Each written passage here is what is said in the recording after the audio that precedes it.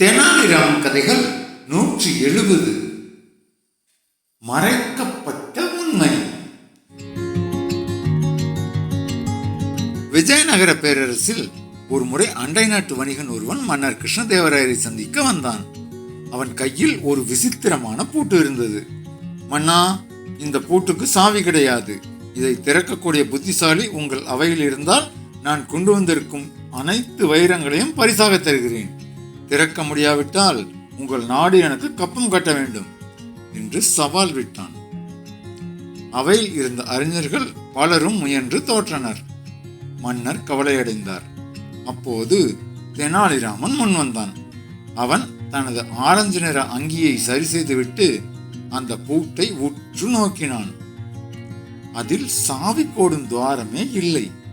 ஆனால் பூட்டின் அடியில் ஒரு சிறிய குறியீடு இருப்பதை அவன் கவனித்தான். அது ஒரு குறிப்பிட்ட ஒலிக்கு மட்டுமே திறக்கும் எந்திர பூட்டு என்பதை அவன் அறிந்து கொண்டான். தெனாலிராமன் அந்த வணிகனிடம், இதை திறக்க பெரிய மந்திரம் தேவையில்லை, ஒரு சிறிய உண்மை போதும் என்றான்.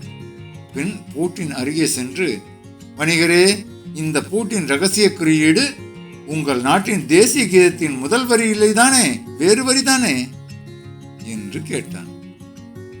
வணிகன் அதிர்ச்சியில் ஆம் என்று வாய் தவறி சொல்லிவிட்டான். அந்த சத்தம் கேட்ட உடனேயே பூட்டு டிக் என்று திறந்து கொண்டது. அவை வியப்பில் ஆழ்ந்தது. மன்னர், ராமா, இது எப்படி சாத்தியம் என்று கேட்டார். தெனாலிராமன் சிரித்துக்கொண்டே, மன்னா, பெரிய ரகசியங்கள் எல்லாம் ஒரு சிறிய கவனக்குறைவில் தான் உடையும். அவன் வாய் தவறி சொன்ன அந்த ஒரு வார்த்தை தான் இந்த பூட்டின் சாவி என்றான். வணிகன் தலை குனிந்து வைரங்களை ஒப்படைத்தான். நீதி எவ்வளவு பெரிய அதிகாரத்தையும் சூழ்ச்சியையும் உடைக்க எதிராளி வாய் தவறி வரும் ஒரு சிறிய உண்மையே போதுமானது. ஆமாங்க, போதுமானது. ஆனா எனக்கு இது போதுமானது இல்லை. எனக்கு போதுமானதுன்னா நீங்க என்ன செய்யணும்னா அந்த சேனலுக்கு சப்ஸ்கிரைப் பண்ணுங்க, லைக் பண்ணுங்க, கமெண்ட் பண்ணுங்க. தேங்க்யூ.